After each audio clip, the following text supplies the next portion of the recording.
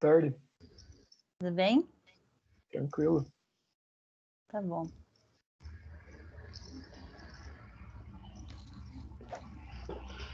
Deixa eu abrir a câmera também, já que vocês estão perto.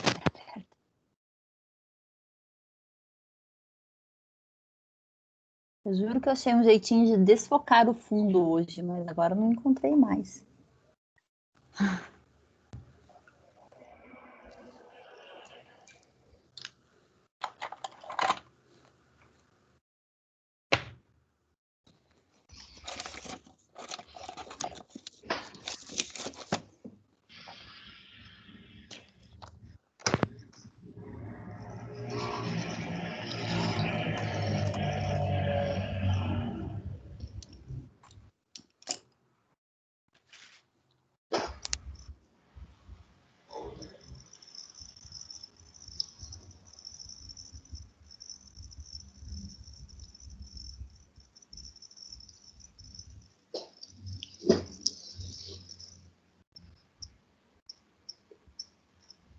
Bom, boa tarde a todos. Boa tarde. A gente vai, então, hoje, trabalhar aqui iniciar o capítulo 2, né, que é a parte aqui de discretização propriamente dita, né, utilizando o método aí de volumes finitos, né. Então, foco aqui da disciplina de dinâmica dos fluidos computacional 1, né,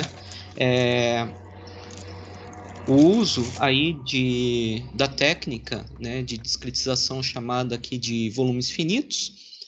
E a gente, então, para esse capítulo 2, vai, né, começar a trabalhar com essa técnica para dois problemas relativamente, né, simples, que são o problema aí de difusão de calor, né, e o problema de quantidade de movimento linear, né. Ambos os casos, a gente vai trabalhar aí o modelo chamado de modelo unidimensional e o modelo em regime permanente, né? Então, o caso aí de regime permanente, né? A gente não tem aí uma dependência do tempo, né? Então, esse é o ponto aí quando a gente pensa no regime permanente, né? Bom, o que a gente vai ver então nesse capítulo 2, né? Vamos trabalhar aqui, né, com malhas, como o caso aqui, né, é um caso unidimensional, né?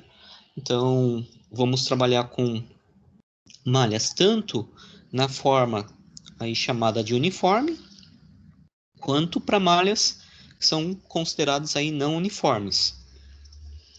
Vamos ver aqui, né, o caso de problemas, né, na forma linear e também, né, a possibilidade de trabalhar esse método aqui de volumes finitos no caso não linear, né? Então, esse problema em especial, né, a difusão de calor, a gente pode ter um caso, né, simplificado em que ele fica um problema linear e tem casos aí ele acaba não sendo, né, linear. Coordenadas, né?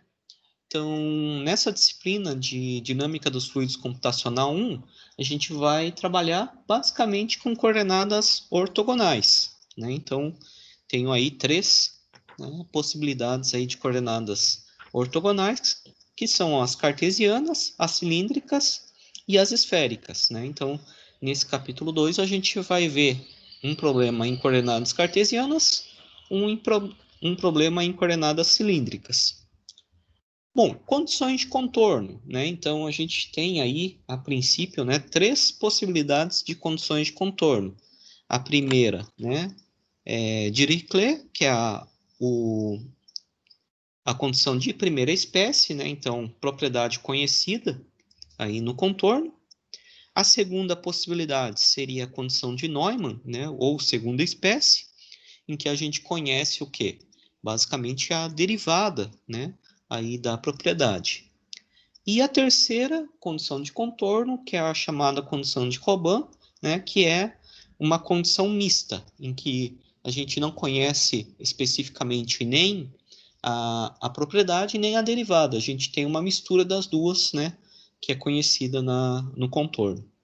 Então, gente vai ver como aplicar, né, um método aí para essas três condições.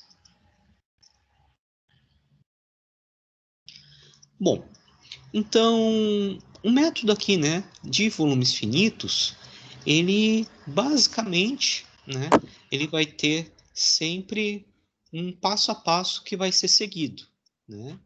Então, vamos ver como ele funciona. Então, o primeiro ponto, né, que é necessário para que a gente possa aplicar o método aí de volumes finitos é definir um modelo matemático aí, né, para o nosso problema. Então, o modelo matemático, né, no caso aqui geral para esses dois problemas, né, quantidade de movimento e difusão de calor, ele pode ser expresso aqui pela equação 2.1, né? Então, essa equação aí, 2.1, ela está escrita na forma geral, né, em que eu tenho, então, de um lado, né, da igualdade, o lado esquerdo, um termo, né, que é chamado de termo de advecção, em que eu tenho basicamente aqui, né, o operador nabla, que ele pode ser utilizado, né, para um gradiente, para um divergente ou para um rotacional, né? Então, no caso da equação 2.1, o termo aqui à esquerda, ele está aplicado na forma de um divergente, né? Um divergente do quê? Disso aqui que está entre parênteses, que é o produto de ρ, V, que é um campo vetorial, e φ. ρ é o quê? Massa específica aí, né? No caso, aqui para a gente seria um fluido, né? Então, massa específica do fluido, a unidade aqui, quilograma por metro cúbico. Velocidade, né? Então, velocidade é um campo vetorial, ela pode ser, né, decomposta aí em componentes, dependendo aí do sistema de coordenadas adotado, né? Então, se eu tenho um sistema de coordenadas cartesiano, então, usualmente a gente utiliza, né, como componentes da velocidade, U, V e W, né? U para X, V para Y, W para Z. Φ, que aparece aqui, é uma propriedade aí, né, do qualquer do escoamento. Então, dependendo do problema adotado, né, esse φ vai ser uma incógnita diferente. Então, por exemplo, se eu tiver interesse num problema aí de transferência de calor, né, usualmente esse φ vai ser a temperatura. Se eu tiver interesse, por exemplo, num problema de quantidade de movimento, esse φ vai ser uma das componentes da velocidade, né? Então, depende aí do caso, a gente tem aí uma propriedade aí diferente para, né, para esse φ. Do lado direito da equação, né, então, do lado direito aqui da igualdade, o primeiro termo aqui também é um divergente, né? Então, nabla aplicado aqui na forma de um divergente. Esse divergente vai ser aplicado a quem? Então, aparece aqui, né, uma propriedade que é um gama. Esse gama é uma propriedade aí, né, também, ele vai depender do problema que está sendo solucionado, né? Então, por exemplo, num problema de transferência de calor, esse gama, ele, né, o φ é a temperatura, o gama seria condutividade térmica do meio, né? Então, dependendo aí do problema, esse gama ele vai ser uma incógnita diferente. Outro exemplo, né, quantidade de movimento linear, né? O φ era a velocidade, componente de velocidade, esse gama é a viscosidade do fluido. Então, aí a gente tem o par, né, entre o φ e o gama para diferentes problemas, né? E além disso, né, a gente tem, então, o último termo aqui, um S índice φ, que é um termo fonte, né? Esse termo fonte também vai variar de acordo aí com o problema que está sendo solucionado, né? Bom, esses termos, né, que estão do lado esquerdo, né, da igualdade, ele é chamado de termo de advecção, né?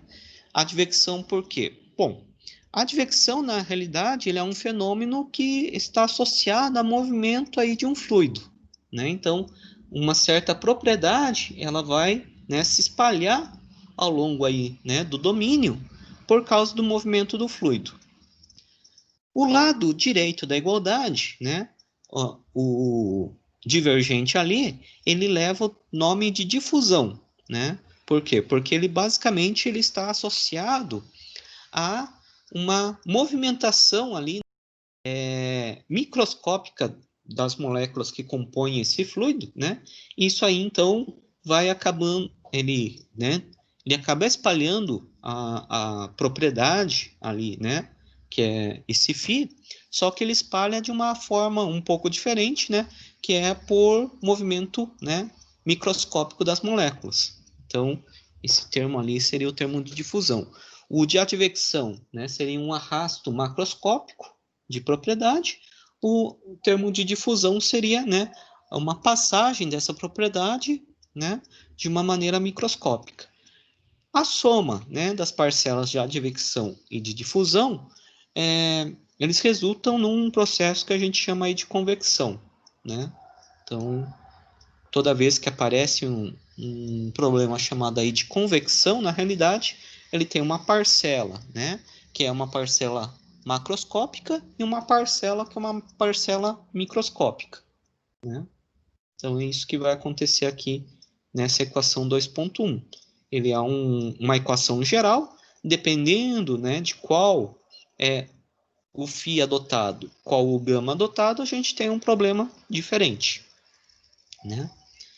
A equação 2.2, basicamente, seria aqui, né, a expressão do operador nabla em coordenadas cartesianas. E aqui, né, as possibilidades aqui para φ e para gama, né? Então, o gama, que é o chamado coeficiente de transporte, que pode ser, por exemplo, né, μ, viscosidade, kappa, né, condutividade térmica, esse D, né, seria a difusão binária, né? Então, dependendo do caso, a gente tem aí um coeficiente diferente. E o φ, né, ele pode adquirir também diferentes valores para diferentes equações aí de conservação. Então, se o φ, né, for apresentar um valor unitário, a gente tem a conservação da massa. φ sendo U, V ou W, né, seriam aí componentes da conservação de quantidade de movimento linear. Φ sendo a temperatura, né, conservação da energia. Claro que para φ, né, sendo U, V ou W, né, a gente teria então coeficiente de transporte sendo o μ aqui. Se o φ for temperatura, a gente teria coeficiente de transporte sendo aí a condutividade, né? Então, eu tenho um par, né, entre o φ e o gama ali para dar essa propriedade, né? Termo fonte também, né? Dependendo do problema da equação adotada, a gente tem um termo fonte diferente. Então, para os termos ali, por exemplo, de quantidade de movimento linear, esse termo fonte ele vai estar expresso como sendo, né, uma derivada parcial de pressão com relação, né, ao a, a componente, né, aí do sistema de coordenadas. Então, se eu tenho quantidade de movimento linear na direção x, né, eu tenho uma derivada parcial em relação a x aqui para a pressão. Se ele for, né, uma quantidade de movimento linear na direção y, a derivada parcial vai estar associada a y e assim por diante, né?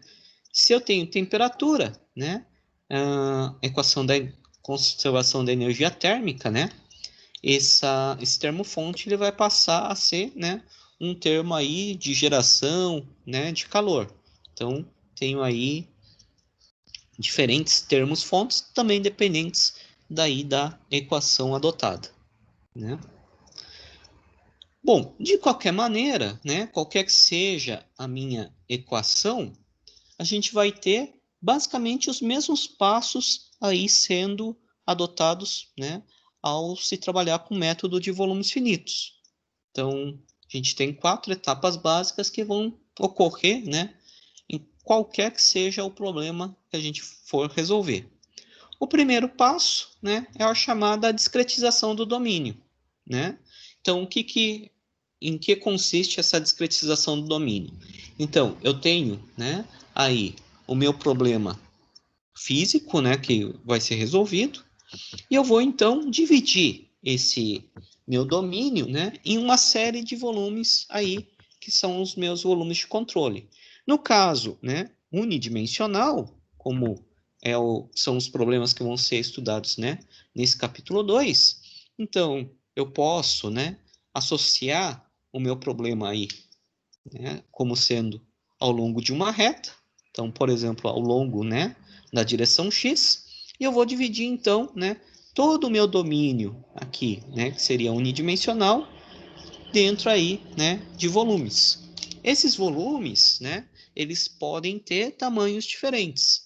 Então, por exemplo, aqui, né, que são apresentados nessa figura, aqui ao fim, né, da página 2, a gente tem, né, 3 volumes aqui de tamanhos diferentes. O primeiro, né, volume aqui, ele foi nomeado como W, o segundo volume aqui, né, o P, e o terceiro volume, E.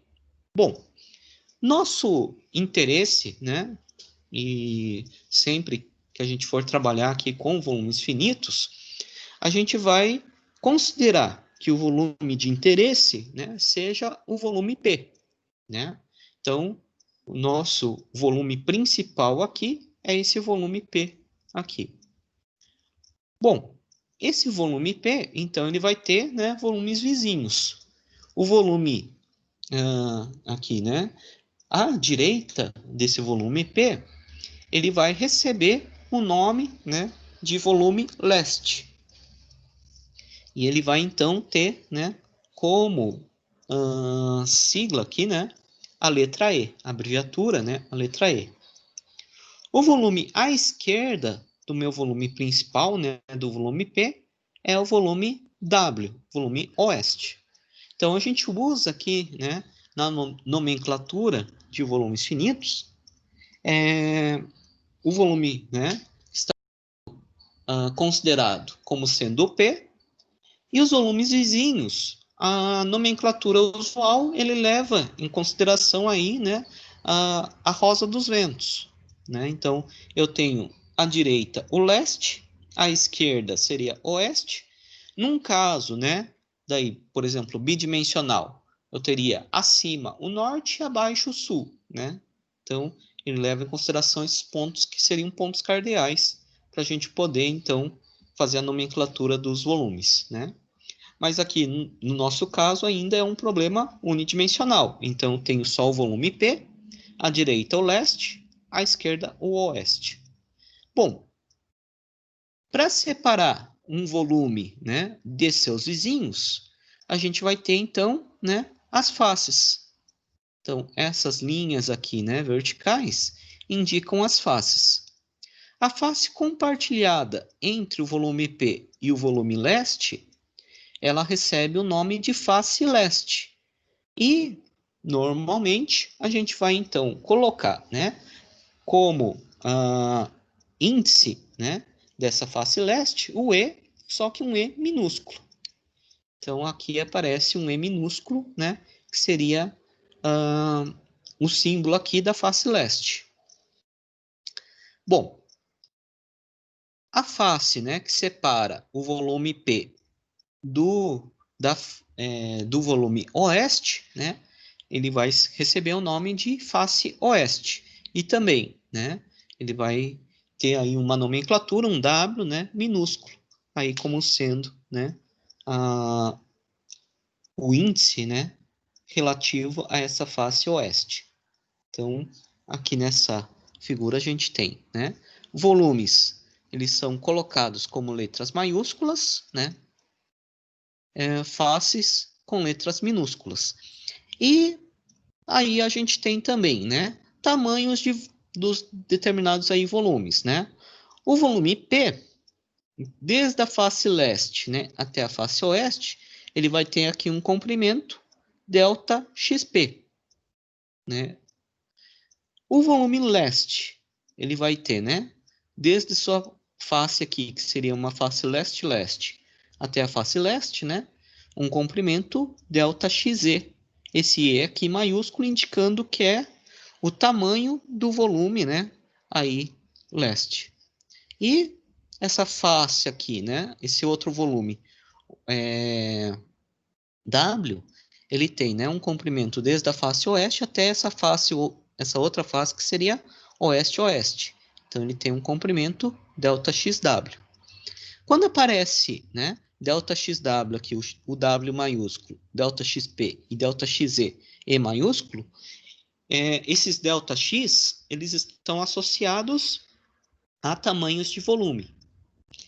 Quando aparecerem, né, ΔX e ΔXW minúsculos, né, aqui o índice minúsculo, esse ΔXW e esse ΔXZ, eles vão estar associados a quê? A distância entre o ponto, né, de integração, aqui o ponto, né, do volume de controle, por exemplo, aqui ΔXW, né, entre o ponto P, a distância, e o ponto W. E esse ΔXZ minúsculo, a distância, né, desse centro aqui de volume E até o centro aqui do volume P. Então, a gente tem esse ponto aí que deve ser considerado.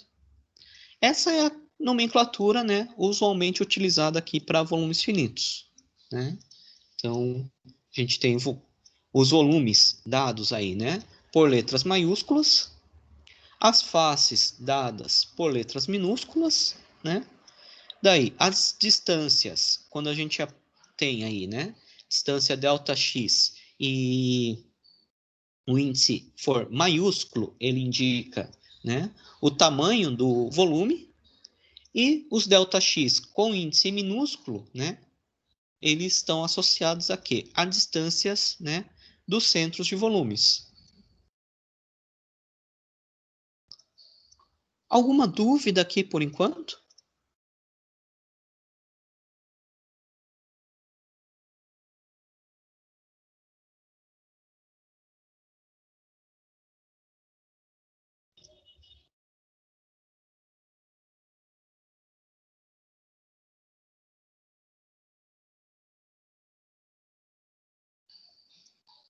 Bom,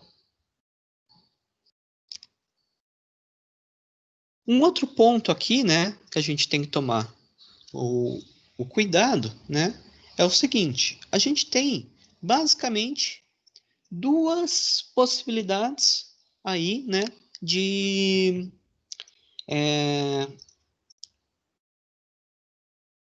localização, né, dos pontos de integração dentro de um volume, né? Então, essa figura que eu apresento agora é a chamada malha, né, não uniforme. Não uniforme por quê? Porque, né, cada volume ele tem um tamanho diferente. E daí a gente tem a seguinte situação, né? A gente tem nós centrados entre faces. Por que nós centrados entre faces, né?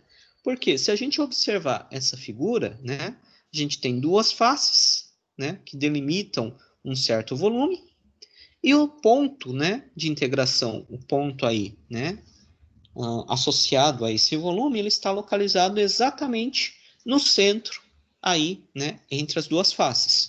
Então, por exemplo, entre a face Ezinho e a face Wzinho, né, exatamente no ponto médio está localizado o ponto P aqui, né? No ponto médio entre as duas faces está esse ponto P. Então, a gente tem aí, né, nós centrados entre faces. A gente tem também uma outra possibilidade, né, aí de localização dos nós, que é a chamada face centradas entre nós. Então, né, pegando aqui uma outra possibilidade, seria essa apresentada na figura 2.2. O que, que a gente tem nessa situação, né? Também tem o volume P, à direita o volume leste, à esquerda o volume oeste. Mas a gente nota o seguinte: agora, né, o nó P aqui, ele não está localizado exatamente no centro entre suas faces leste e oeste, né? O que que acontece? A face leste, ela está localizada exatamente no ponto médio entre o ponto P e o ponto E. Algo semelhante acontece aqui para face oeste. Essa face oeste agora, ela está localizada exatamente no ponto médio entre a distância, né, de W e de P. Então, nesse caso agora, a gente tem uma malha, né, não uniforme, continua sendo não uniforme, mas agora as faces estão centradas entre os nós, né? Então, essa seria uma outra possibilidade de localização aí, né, dos nós. Então, eu tenho, né, a possibilidade de uma malha, né, de nós centrados entre faces. Uma outra possibilidade seria a de faces centradas entre nós, né? Isso aí ocorre para malhas não uniformes, né? Que, em geral, o que que a gente faz? Se a gente trabalhar com malha uniforme, então ela acaba sendo uma malha, né, de nós centrados entre faces e faces centradas entre nós. Então, a malha uniforme, ela acaba, né, tendo essa característica, né, interessante de que tanto os nós, né, quanto as faces ficam centrados. Aqui, então, né, está a descrição, né, do que seriam esses índices que foram colocados nas figuras, né, 2,1 e 2,2, né? E aqui a observação para uma malha uniforme, né? A malha uniforme, ela tem a mesma distância entre todos os pontos e todas as faces, né? Então, ela é uma situação aí que seria uma situação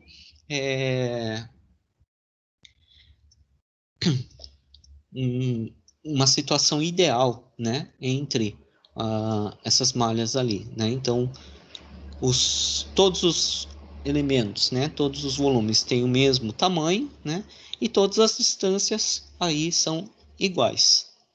Então, essa seria a condição para uma malha uniforme.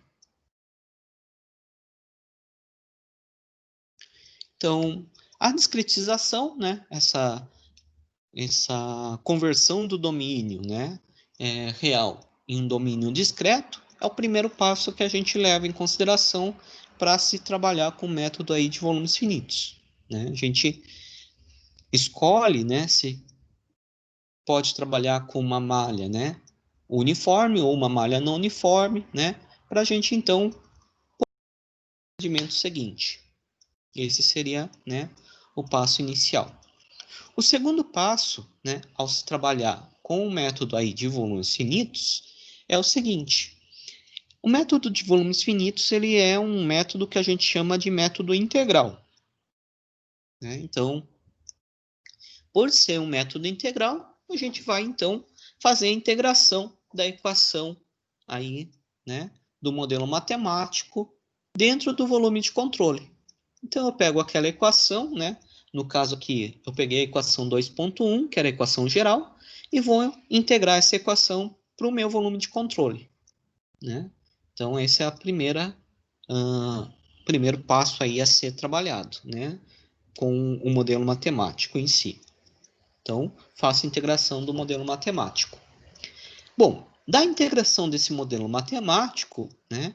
Então, vai surgir aqui a integral, né? De alguns termos aí que são termos, né? Aí que seriam divergentes.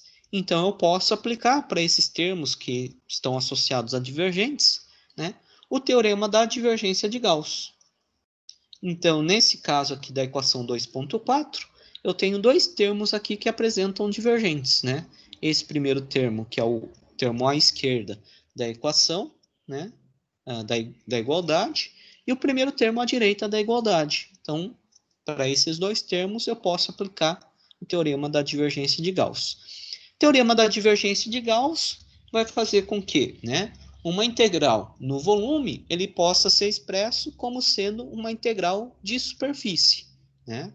Então, eu vou converter essa integral no volume para uma integral de superfície. Lembrando que essa integral de superfície, então, vai ser, né, o termo que está, né, de qual a gente, né, gostaria de calcular o divergente, com o produto interno, né, com a normal, a área. Então, eu tenho aqui essa equação 2.5, que seria essa aplicação, né, aí do teorema da divergência de Gauss. E daí, na sequência, né, a gente vai fazer aproximações numéricas sobre essa equação agora, né, em que foi aplicado o teorema da divergência. Então, a gente faz a integração, né, aí aplicando algumas funções chamadas de funções de interpolação. É nesse processo agora, né, de aplicação de funções de interpolação que vai me gerar, né, então, aproximações numéricas, né? Eles acabam gerando o erro numérico no método aí de volumes finitos, né? Então, esse acaba sendo o ponto principal de geração de erros, né? Erros numéricos. Então, qualquer que seja, né, o nosso problema que vai ser, né, resolvido, a gente vai passar por essas quatro etapas, né?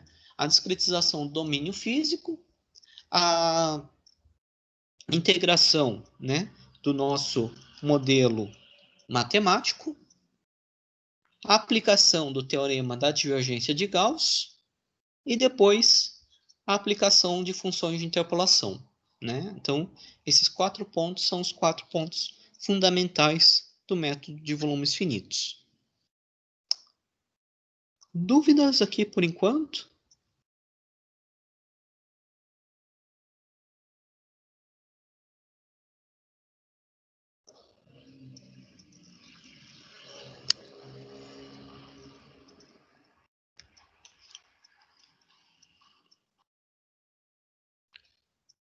Bom, vamos ver então, né, a aplicação do método agora, né, para um modelo matemático, que é o chamado modelo aqui, né, de difusão ou condução de calor, né?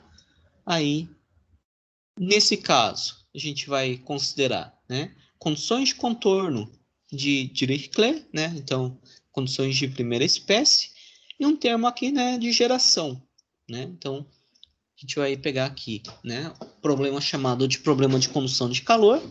Como é unidimensional, né?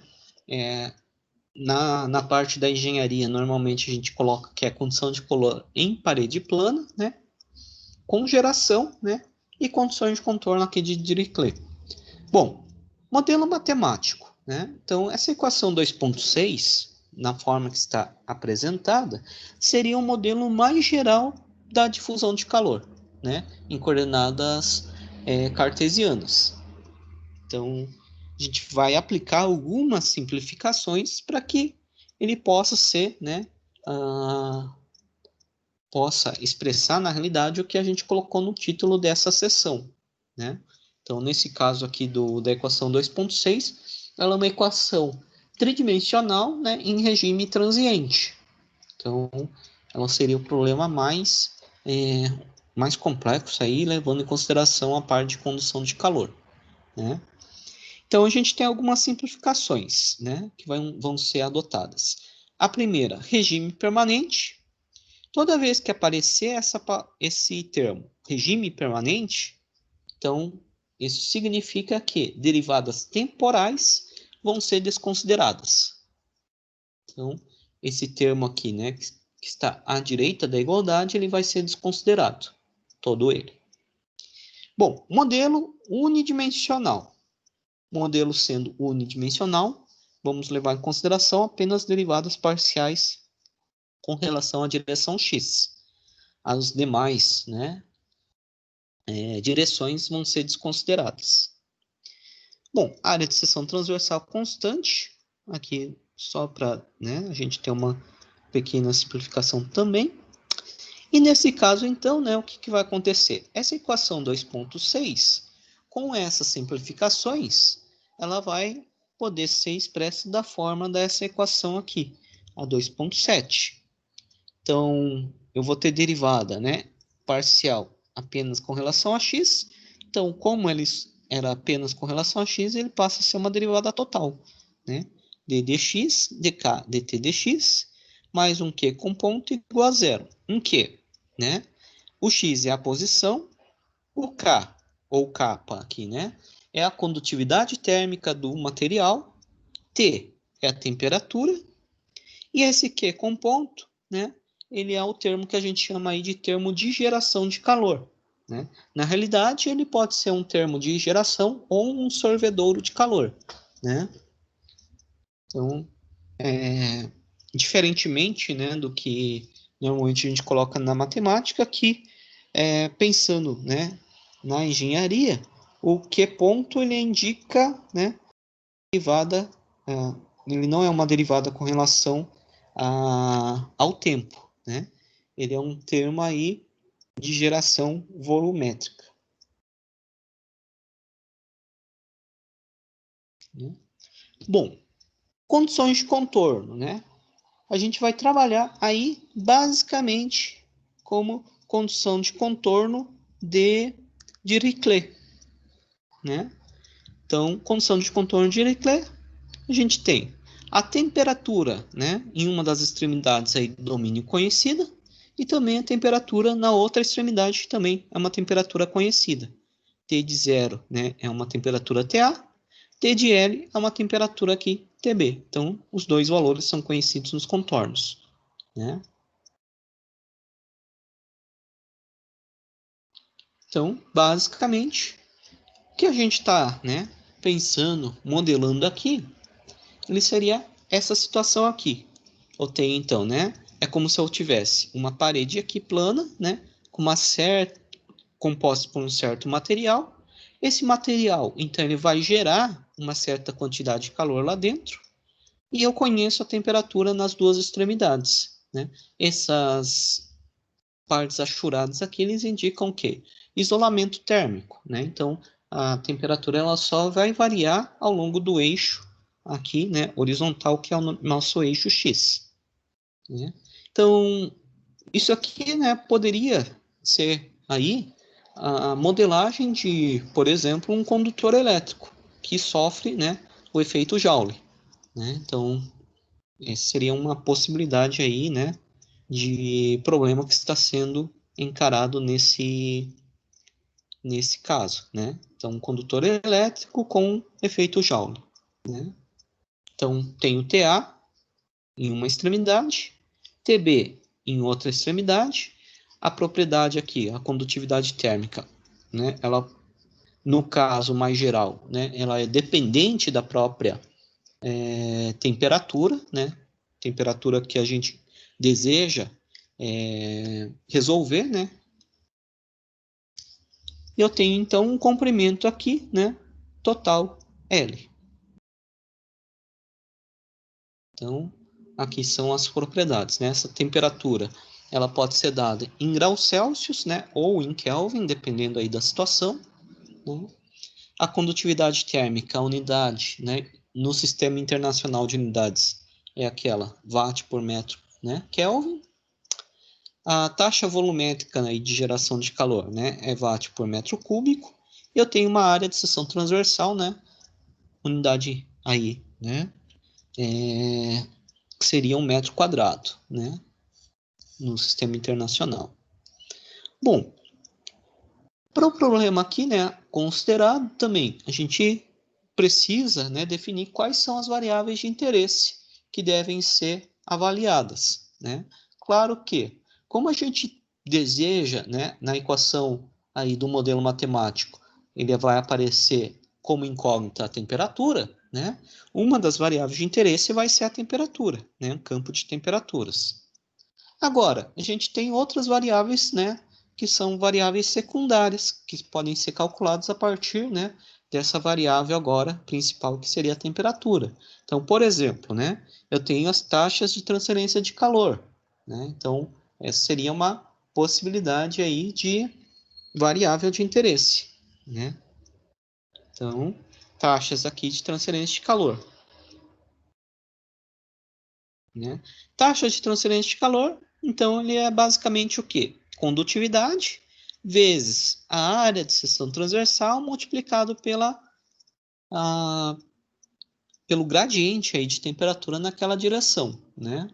Então, derivada parcial da temperatura, no caso aqui, né, na direção x, né? E daí aplicado em uma certa região. No caso aqui, a gente vai aplicar nos dois contornos, né? X igual a zero, x igual a L, né? E uma outra possibilidade, né? Por exemplo, calcular a temperatura média, né? Então, média da temperatura ao longo aí do domínio, né? Então, essas variáveis agora de interesse, né, são variáveis secundárias. A variável primária, né, vai ser a temperatura. Mas com a temperatura calculada, então eu posso calcular outras variáveis aí de interesse também, né?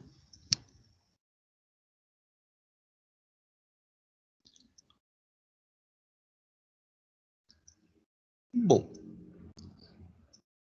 passo seguinte, né? Então, a gente tem aí, né, a princípio, o nosso modelo matemático, né? A gente vai fazer agora a integração desse modelo matemático e aplicar, então, um método aí chamado de método de volumes finitos, né? Então, vamos fazer isso para esse nosso problema. Então, essa seção, né, 2.2.3, ela vai tratar basicamente desse procedimento. Então, vamos ver como, né, isso é feito. Bom, então, basicamente, primeiro passo, né, eu vou pegar a equação do modelo matemático.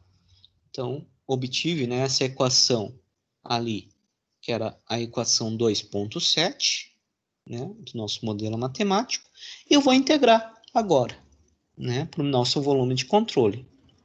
Então, a integração aí no volume de controle, né,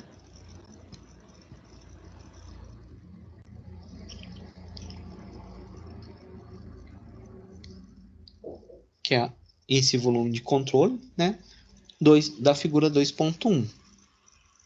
Então, lembrando ali, né, a figura 2.1,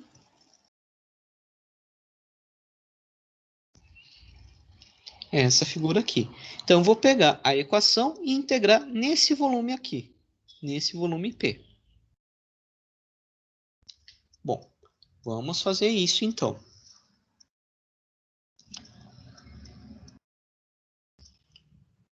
Então, para integrar no volume P, o que vai acontecer? Né?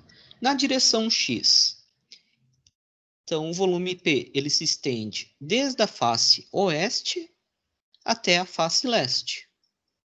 Né? Então, vou integrar de xw até xz. Em y e em z, né? Vou fazer a integração, mas lembrando aí que o problema, né, tecnicamente seria um problema unidimensional. Ele vai aparecer aí, né, o y e o z, né? Por quê? Porque a gente precisa, né, dessas direções para manter, né, aí a coerência, né, no dimensional, né? Mas de uma forma geral, né, em, em vários pontos aqui a gente consegue, né, fazer algumas simplificações, vão aparecer aí nesses termos de y e de z, né? Bom, então eu vou integrar, né, em x, em y e em z, essa equação aqui, que era derivada, né, com relação a x, de x dt dx mais q ponto, né? Isso aqui igual a zero. Então, fazendo essa integração, né, o que vai acontecer? Bom, eu estou integrando, né, em x algo que está sendo derivado em x. Então, o que vai acontecer? Isso aqui que está entre parênteses, né, na hora de ser feita a integração, vamos considerar, né, que as propriedades sejam, né, contínuas. Então, eu posso, né, avaliar simplesmente o que está entre parênteses nas faces leste e oeste. Né? Então, fico com k dt dx na face leste menos k dt dx na face oeste, né? Para esse termo aqui. Ao integrar aqui, né, em x, esse termo, né? Que ponto? O que a gente vai fazer?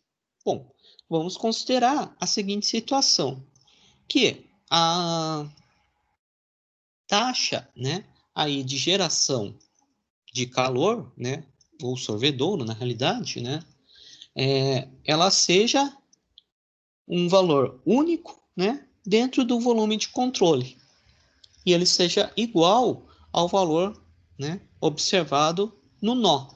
Então, eu vou pegar, né, e dizer que essa taxa, Q com ponto, ela pode ser avaliada no centro desse volume de controle, então, Q com ponto, né, aí, índice P, multiplicado, então, né, agora pela distância entre XE e XW.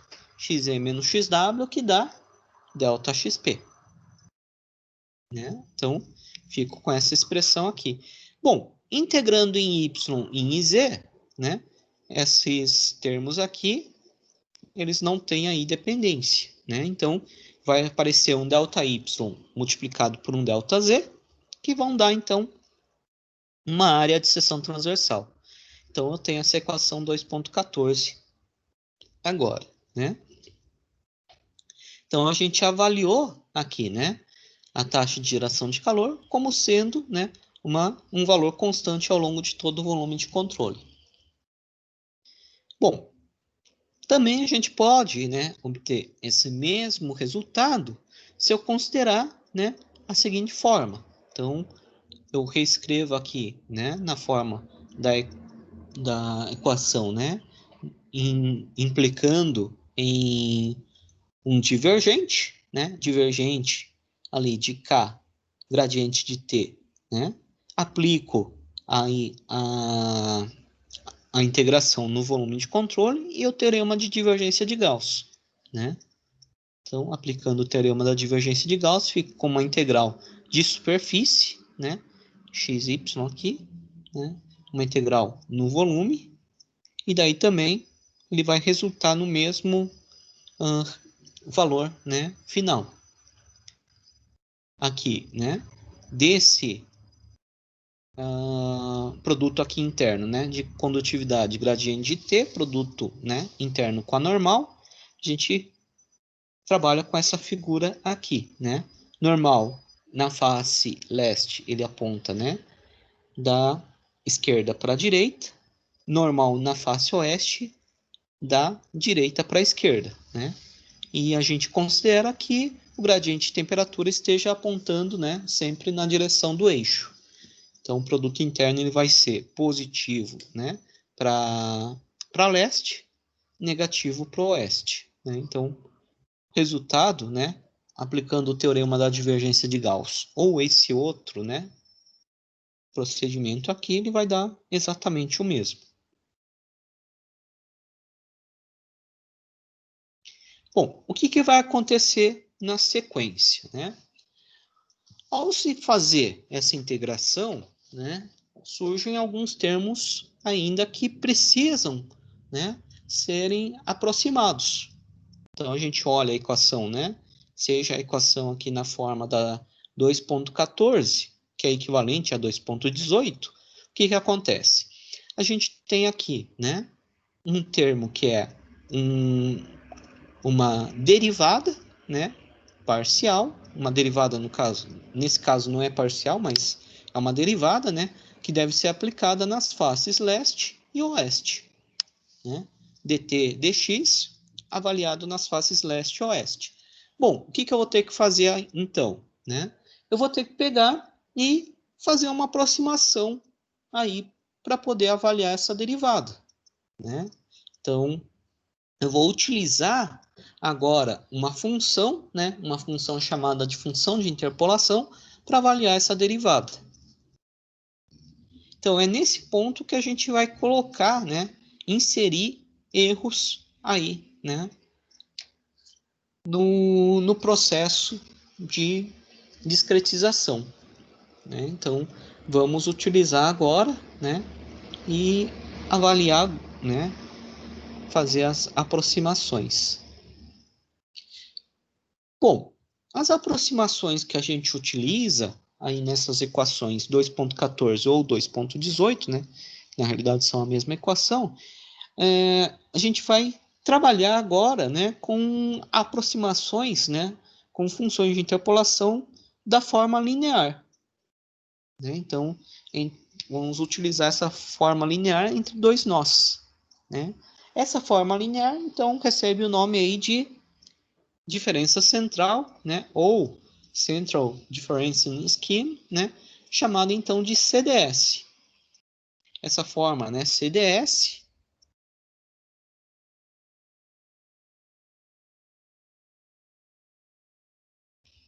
deixa eu ver aqui,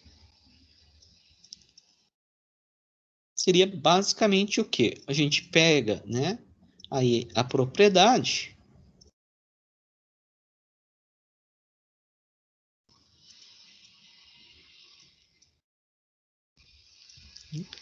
e vai fazer algo do gênero aqui, né? Eu vou considerar que eu tenho uma temperatura, né, no ponto P, uma temperatura no ponto W, né?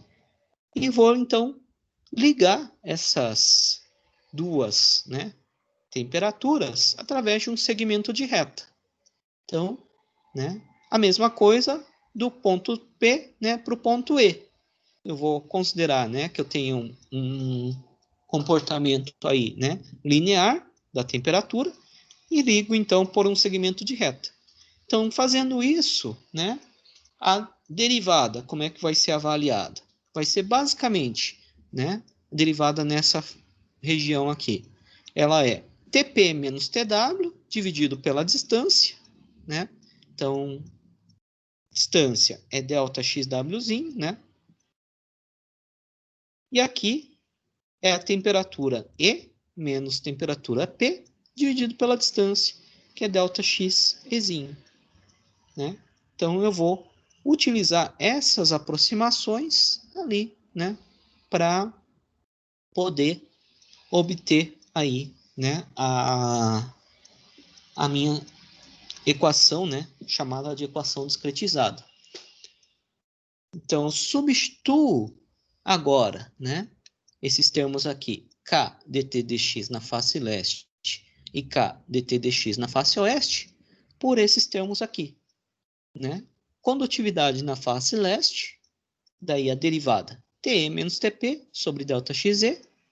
Condutividade na face oeste, Tp menos Tw dividido por ΔXWzinho. Né? Então, isso aqui seriam as aproximações que vão ser inseridas, né, aqui na equação 2.18 ou 2.14, né, que são basicamente a mesma equação.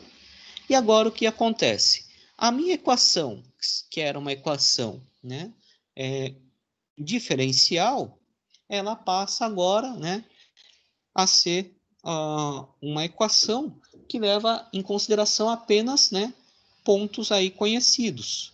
Né? Então, eu transformo a minha equação diferencial, que valia, né, para todo o domínio, em um sistema de equações aí, né, linear. A princípio, né, vai ser um sistema de equações que deve ser resolvido. Né? Então, para cada um dos pontos ali do domínio, a gente vai ter uma equação aí a ser resolvida.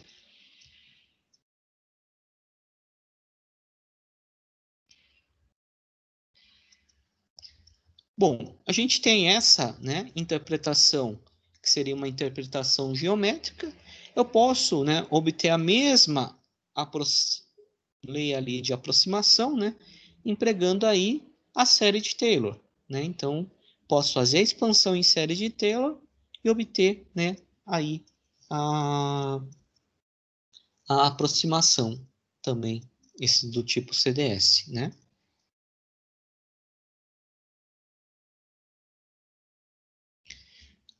Bom, um ponto que também deve ser levado em consideração, né, aí, é a condutividade, né? Bom, condutividade ela depende ali da, da propriedade, né, no caso da temperatura na face, né? Então, teoricamente, a gente tem que essa condutividade ela é uma função da própria temperatura. Então, como é que a gente pode, né, avaliar essa condutividade, essa propriedade, né, aí dentro do no caso ali, né, nas faces. Então a gente tem aí uma aproximação, né, que foi proposta, né, por Patankar, e que leva em consideração, então, que a condutividade, né, em uma certa face, por exemplo, a face oeste, ela é uma média, né, aí, não uma média linear, né, mas uma, basicamente uma média harmônica entre as condutividades avaliadas nos nós, né, então, depende aqui, né, do tamanho dos volumes, né, então é uma média aí ponderada pelo tamanho dos volumes e distâncias, né? Mesma coisa para a face leste. Isso aqui por quê? Porque dependendo do problema, né, adotado, o que que acontece? A gente pode ter um gradiente muito elevado de temperaturas de um volume para o outro. E se o gradiente for muito elevado, né, a média simples, aí ela não vai apresentar bons resultados. Por isso que Patankar, né, ele propôs essas fórmulas aqui das equações 2,26 e 2,27, né, para fazer a aproximação aí, né, da condutividade nas faces. Então, para malhas, né, uniformes, essas fórmulas elas recaem exatamente em médias harmônicas, né? Para malhas não uniformes, então eles seriam, né, médias, mas eles levam em consideração, né, o tamanho aí do volume, né? Então, eles seriam médias, né, mas não médias harmônicas, médias ponderadas, né? Então, nessa situação, o que, que vai acontecer, né? A gente aplica agora, né, essas propriedades na equação discretizada e obtém, então, uma equação aqui, né, que leva em consideração o ponto P, que é o nosso ponto de interesse, e seus vizinhos, né, ponto E e ponto W. Então, a gente vai obter uma equação desse tipo aqui para cada nó que tenha vizinhos, né? Então, a gente tem lá, né, o nosso domínio sendo dividido, por exemplo, em N volumes, a gente vai poder aplicar essa metodologia para obter, né, uma equação para os volumes, né? 2, 3, 4, 5 até N-1. Porque o primeiro volume e o último volume, né, eles vão ter aí a ausência de um dos vizinhos, né? Já esses volumes de 2 até N-1, que são chamados de volumes internos, todos eles, né, têm um vizinho a leste, à direita, e um vizinho a oeste ou à esquerda, né? Então, tem uma equação dessa forma aqui da equação 2.30 para cada um deles. Essa equação 2.30, né, em geral, ela acaba sendo escrita numa forma aqui, né, convencionalmente adotada, que é essa daqui. Então, tudo aquilo, né, que multiplica o TP, ele vai ser agrupado e forma o coeficiente AP. Tudo aquilo que multiplica o TW seria o coeficiente AW. Tudo aquilo que multiplica o TE seria o coeficiente AE. E tudo o que resta ali, né, seria o meu termo fonte. Então, normalmente, né, aqui na disciplina, a gente vai buscar equações dessa forma aqui, né? AP, né, TP é igual a um AWTW mais um AETE mais um BP, ou, né, para outras equações, né, teria U, teria BP, né, então cada equação me apresenta de uma forma aqui, né, diferente. Então, os coeficientes, né, são apresentados aqui, e aqui o termo fonte, né, apresentados aqui dessa forma geral, né. E aqui, então, discretização, né, do domínio nos diversos volumes de controle. Então, desde o volume 2 até o N-1, todos eles têm um vizinho à direita e um vizinho à esquerda. Por isso que todos eles têm, né, a princípio, essa mesma forma aqui. Alguma dúvida aqui por enquanto?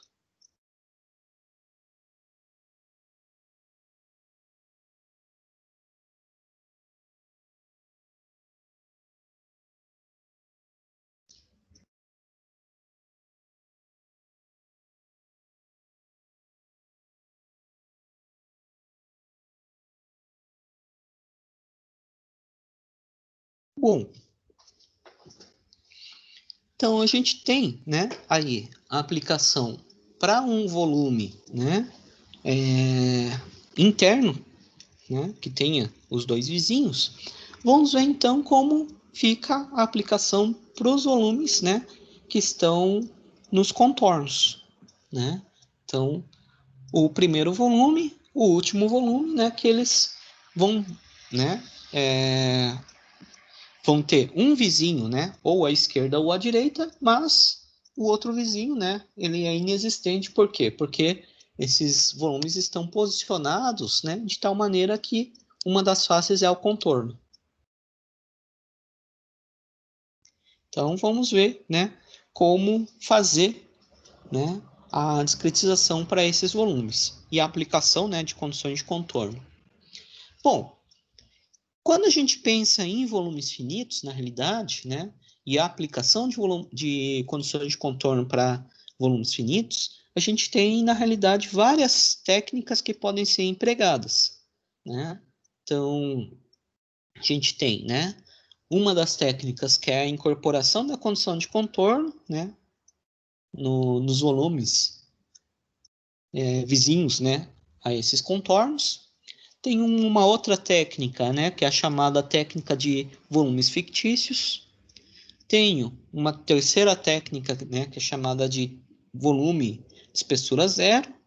Tem uma outra técnica, né, que é a chamada de meio volume. Então, são várias técnicas possíveis que podem ser empregadas no momento aí, né, na discretização.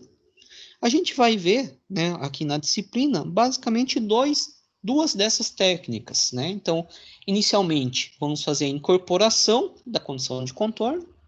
Posteriormente, né, a gente vai ver como fazer o uso, né, dos volumes fictícios. Então, para esse capítulo 2, né, agora a gente vai fazer a incorporação das condições de contorno. Então, vamos ver como faz isso, né? Como proceder aí na incorporação. Então, para fazer isso, né, vamos pegar aqui, inicialmente, né, um dos contornos, por exemplo, o contorno esquerdo, né?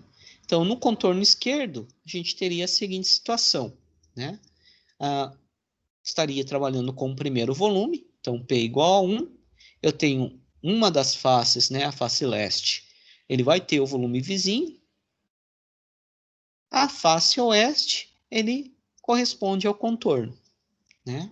Então, isso que a gente tem que tomar o cuidado, é na face oeste. A face leste, o que vai acontecer? Como ele tem vizinho, a discretização, né, o procedimento de discretização é o mesmo utilizado anteriormente. O que vai mudar é aqui, nessa face, que é a oeste. Então, nessa face, que é a face oeste, a gente vai, então, utilizar uma outra técnica de aproximação, né, que vai ser chamada de interpolação ajusante ou DDS, que é a Downstream Differential Scheme, né?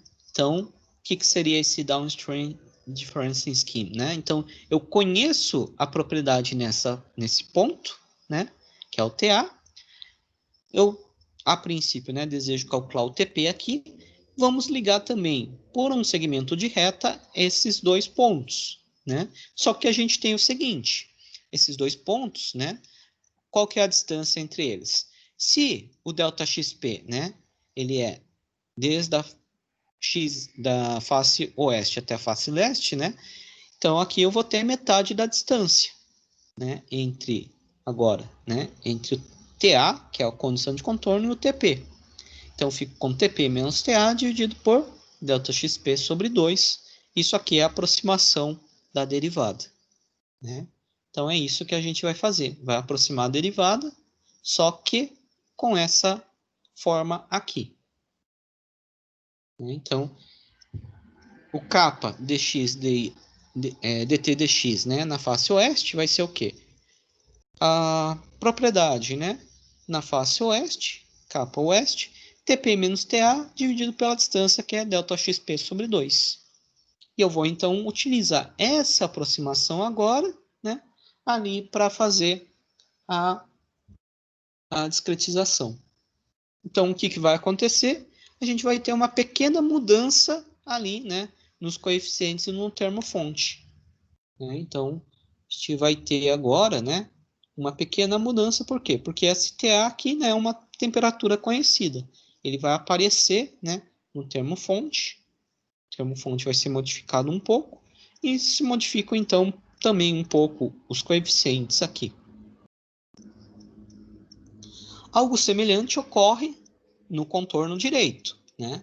Então, no contorno direito, agora, né, a face leste, então, eu estou trabalhando com volume, né, P igual a N, então, para esse volume, a face leste, ele corresponde ao nosso contorno, ele tem uma propriedade, né, TB conhecida, a temperatura conhecida, e essa aproximação, então, da derivada, né, dt dx na face leste, que vai ser feita de uma forma um pouco diferente. Então, eu vou também, né, pegar o TP, esse TB aqui, né, fazer uma interpolação linear e avaliar, então, a derivada. Então, esse dt dx na face leste vai ser o quê? Temperatura aqui na face, né, no contorno, TB, menos temperatura no ponto P, dividido pela distância, que agora é delta XP sobre 2. Então, tenho essa interpolação, né, chamada aí interpolação a montante, né, também chamada de UDS. Então, K dt dx na face leste é o quê? Condutividade na face leste. Agora, derivada dt dx na face leste é TB menos TP dividido pela distância, que é delta XP sobre 2. Isso aqui, então, vai ser aplicado, né, na aproximação, como aproximação, né, da derivada na face leste. Com isso, né, também, ele vai ter uma pequena alteração aqui de coeficientes e de termofonte, né, aí no caso, né, do último volume de controle, né, de P igual a N. Então, agora eu tenho, né, um conjunto, né, de coeficientes e termo-fonte para o primeiro volume, um conjunto de coeficientes e termos-fonte, né, para os demais volumes internos e um conjunto aí de coeficientes e termo-fonte para o último volume. Com isso, né, então eu consigo agora obter as temperaturas, né? Então, isso que seria feito na sequência, né? Então, eu vou resolver agora um sistema de equações para obter, então, essas temperaturas. Esse sistema de equações, então, né, ele pode ser resolvido por um método, por exemplo, um método direto ou um método iterativo, né? No caso aqui, né, o que vai acontecer? O problema, sendo um problema, né, unidimensional, a gente nota o seguinte, que eu vou ter a formação de uma matriz da forma tridiagonal. Então, matrizes aqui, né, de forma tridiagonal para os coeficientes, eles podem ser resolvidos com uma técnica chamada de TDMA, né? Então, ou o algoritmo aqui de Thomas, né? Esse método ele é um método bastante eficiente, no caso aí, né, de matrizes tridiagonais.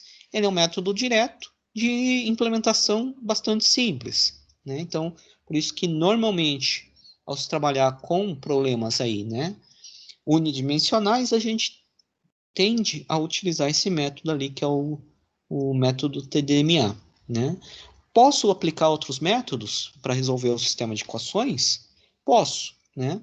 Mas, de uma forma geral, eles não têm aí, né, uma velocidade de resolução tão boa quanto o TDMA. Por isso que acaba sendo recomendado, né, que se utilize essa metodologia, né, do TMDMA para essa classe de problemas, né.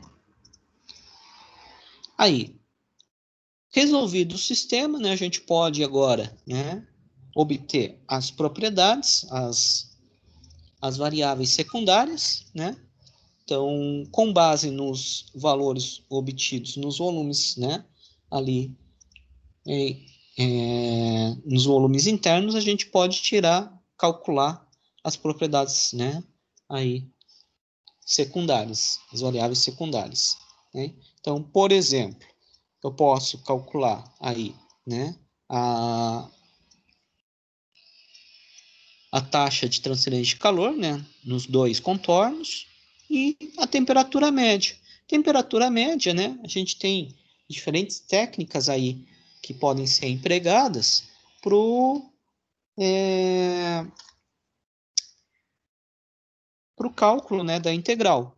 Então, posso utilizar, né, técnica aí os métodos, né, do retângulo, método do trapézio, né? Então, no caso aqui, né, por exemplo, está sendo apresentado como método, né, uma possibilidade, o método do retângulo, né? No método retângulo, o que a gente faz, né? A gente considera que para aquele volume de controle, né, o valor obtido no centro, né, ele equivale ao valor de todo o volume de controle adotado, né?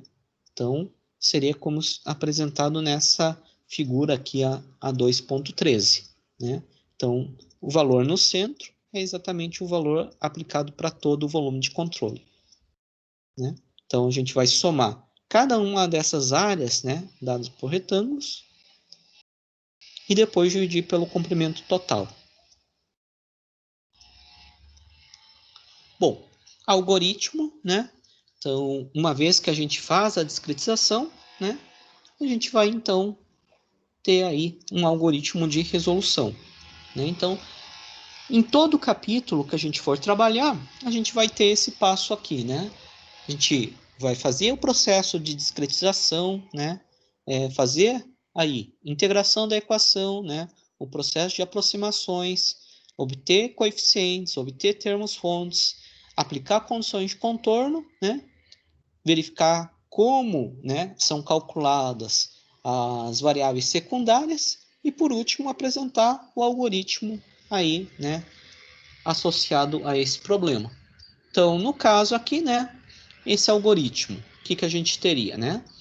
Primeiro passo sempre é ler os dados que são fornecidos, né? Então, eu teria nesse caso as condições de contorno, né? Temperatura nas extremidades, então TA e TB. Vamos ver, né? Qual é a função que modela aí a condutividade térmica, né? Que é uma propriedade que aparece lá nos coeficientes, né? Preciso também, né, do comprimento do domínio, área de seção transversal, né, que é o produto lá de ΔX por ΔY, o número de volumes que vai ser, né, utilizado. Aí, se a malha é uma malha, né, não uniforme, eu vou precisar, então, identificar para cada um dos volumes, né, aí, adotados, qual que é o tamanho, né, desse volume. Então, preciso saber qual o valor, né, de ΔXP para cada um dos N volumes de controle. Se a malha for uma malha uniforme, né, ele fica mais fácil, por quê? Porque esse ΔX ele é o mesmo para todos, né? Então, basta eu pegar o comprimento do domínio e dividir pelo número de volumes, né? E número de iterações. Bom, por que número de iterações se eu for utilizar um método direto, né? Por exemplo, o TDMA. Bom, a gente tem que lembrar o seguinte, que esse problema, teoricamente, né, a gente colocou que a condutividade térmica é uma função da temperatura. Então, o que vai acontecer? A gente vai precisar de uma temperatura ali inicial, né, para calcular a condutividade. Tá? A gente resolve, né, obtém lá os coeficientes, resolve o campo ali de temperaturas, obtém um resultado. Só que tem o seguinte, como a gente utilizou uma estimativa inicial, né, um chute inicial, para temperatura, para calcular a condutividade, eu vou precisar, então, né, agora corrigir e verificar, né, se aquela temperatura utilizada, né, foi a temperatura correta para calcular essas condutividades. Então, eu vou ter que recalcular a condutividade e isso vai impactar nos coeficientes e, consequentemente, no resultado da temperatura. Então, por isso que eu preciso de um número de iterações, né? Aí, se a gente for trabalhar com condutividade variável, né? Com a temperatura. Então, esse é um ponto bastante importante. E também a gente precisa verificar qual que é a taxa de geração de calor, né? O QP, que ali, né, para cada um dos volumes de controle. Ele pode ser uma taxa única ou pode ser, né, taxas aí variáveis. Então, também preciso avaliar isso. Bom, na sequência, né, se a malha é uma malha não uniforme, né, a gente fornece, então, o tamanho dos volumes de controle para cada um. E daí, né, o que eu vou ter que fazer? Eu vou ter que calcular qual que é a posição desses centros, né, dos volumes de controle. Conheço o tamanho, mas eu vou então ir calculando, né, quais são as posições dos centros. E com isso também, né, eu calculo as distâncias entre os centros dos volumes de controle, né? Então, calculo o valor de ΔXW, valor de ΔXE, né, para cada um dos volumes. Por quê? Porque esses ΔXW e ΔXE, né, eles entram no cálculo dos coeficientes. Terceiro passo, eu vou estimar a temperatura, né? Então, essa estimativa da temperatura, ela vai ser base para quem? Para que eu possa calcular a condutividade térmica que entra nos coeficientes, né? Que está ali no passo 4. Então, calculo daí condutividade térmica no centro dos volumes. Por quê? Porque essa condutividade no centro é a que vai ser utilizada para calcular a condutividade térmica nas faces, né? Que é o passo 5. Essa condutividade nas faces, ela entra nos coeficientes, que é o passo 6. Calculado, né, os coeficientes e termos fontes, então eu vou executar um método aí, né, de solução, por exemplo, TDMA, obtenho aí a temperatura em cada um dos pontos. Com essa temperatura, então, né, conhecida agora, o que eu vou fazer? Eu vou voltar ao passo 4, para recalcular condutividade, recalcular, né, condutividade nos nós, daí condutividade nas faces e recalculo coeficientes e eu faço esse processo, né, por um certo número de iterações. Esse número de iterações, né, tem um número máximo ou até um outro critério de convergência sendo satisfeito. Convergido, né, esse passo 8, eu simplesmente vou, então, né, imprimir e visualizar o campo de temperaturas e, por final, né, avaliar as variáveis secundárias. Então, esse seria o algoritmo, né, para esse problema de difusão de calor, né, bidimensional. Bidimensional não, unidimensional, né, em regime permanente.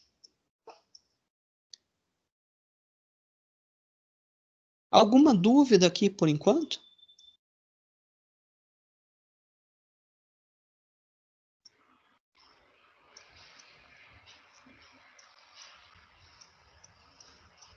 Bom, esse procedimento, né, de discretização, então a gente vai discretizar, né, o problema, fazer a implementação, né, e posteriormente o que a gente vai ter que fazer, né? Então é bastante comum que a gente então faça, né, esse procedimento aí de discretização e na sequência a gente tem que fazer algum processo, né, de verificação se aquele, né, procedimento foi feito de maneira adequada. Como eu posso fazer isso, né? Bom, alguns casos, né, alguns problemas têm então soluções aí analíticas. Então, esse caso aqui, né, de difusão de calor unidimensional em regime permanente, a gente tem várias situações, né, em que tem então soluções analíticas. Então, a gente pode utilizar soluções analíticas para verificar, né, casos aí específicos, para verificar se a implementação foi feita de maneira correta. Por quê? Porque a nossa solução numérica não pode, né, se afastar demais da solução, né, analítica do problema, né? E à medida que eu for fazendo aí o refino, né, então aumentar o número de volumes aí sendo adotado, o que vai acontecer? Eu vou ter, né, ao final, uma solução numérica muito próxima da analítica. Então, vamos ver aqui alguns casos de soluções analíticas, né, para esse problema de difusão de calor. Então, primeiro caso, né, a gente vai adotar aí como simplificações adicionais, né, o fato de trabalhar com condutividade, capa, né, e a geração que é ponto como sendo constantes. Então, nesse caso, né, a equação 2.7 ela acaba sendo, né, simplificada. Ele pode ser escrito nessa forma da 251, né, condutividade que aparecia lá como, né, dentro da derivada com relação a x, né, multiplicando uma outra derivada, né, ele pode ser retirado. Então, fica com d2t dx2 mais q com ponto sobre k igual a zero. Aplicando condições de contorno, né,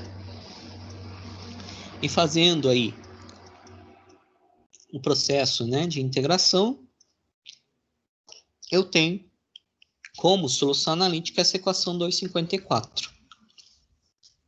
Né? Então, ele é um perfil aqui, né, de temperaturas que a gente chama de perfil quadrático, né, que aparece aqui um x ao quadrado aqui, né, para temperaturas. Os fluxos de calor, né, eles podem também ser avaliados por essa expressão 255, e eu tenho uma expressão para temperatura média aqui também, né? Bom, uma outra possibilidade, né, uma outra solução analítica possível seria eu fazer as seguintes hipóteses, né, trabalhar com as seguintes condições.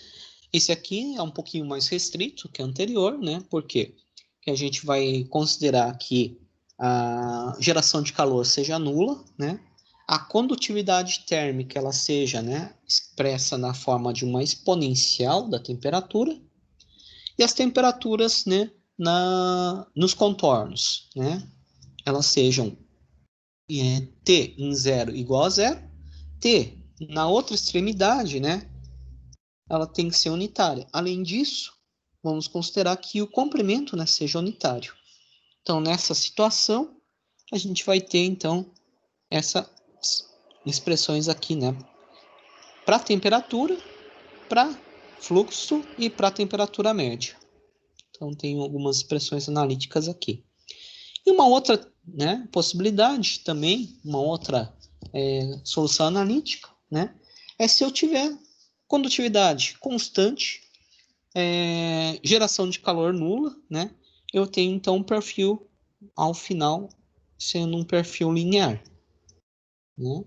Então essa aí seria uma outra possibilidade aqui de condição, né?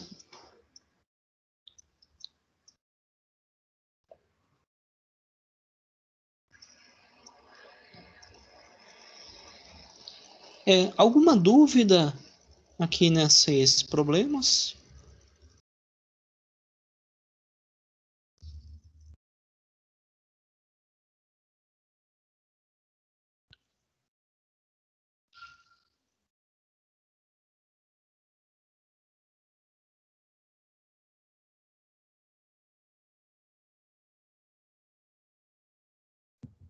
Professor, Oi? no primeiro caso, só um pouquinho, ou melhor, deixa eu no primeiro caso, o professor resolveu por equações diferenciais, né, para chegar naquele t de x, né, igual ao contorno esquerdo mais o contorno direito menos esquerdo por L, né? Aquilo lá, sim. Da A solução 2,51 analítica. para 2,51 para 2,54, o professor usou equações diferenciais parciais, né? Uhum. Uhum. Depois eu quero resolver. Ali para obter, né, a solução analítica foi utilizado. Uhum. Tá. No caso 2 também, né? No Então, caso 2 também. Uhum. o primeiro caso é um quadrático, o terceiro é um linear. E o segundo, o que o senhor falou O que era? segundo é uma exponencial. Uma exponencial. Tá, beleza.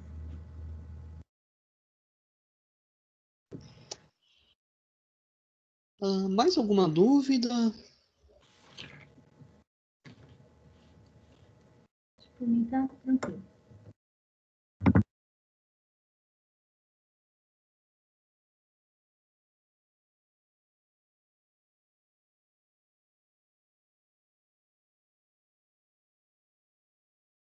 Bom, então acho que por hoje a gente fica por aqui, né? Eu vou passar esse material para vocês darem uma olhada, uma estudada, né? No processo.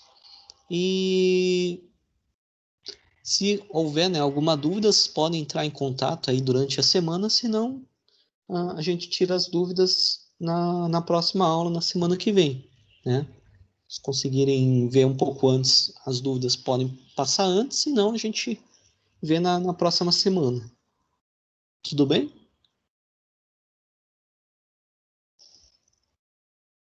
Por mim, tudo bem, professor. Tudo tranquilo. Daí a próxima semana eu apresento também, né, um, uma implementação, né, que eu tenho aqui feita em linguagem Fortran, aí para vocês terem uma ideia de como é feito também a implementação a partir, né, do algoritmo. Uhum.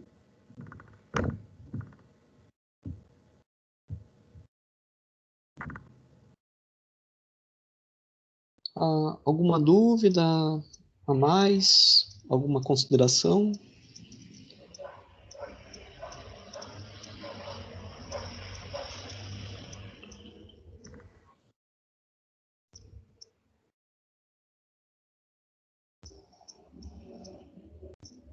Bom, então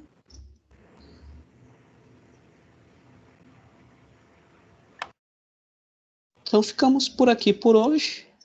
Até a próxima semana, né? Até a próxima semana, professor. Até mais. Bom fim de semana, professor. Boa semana, né? Boa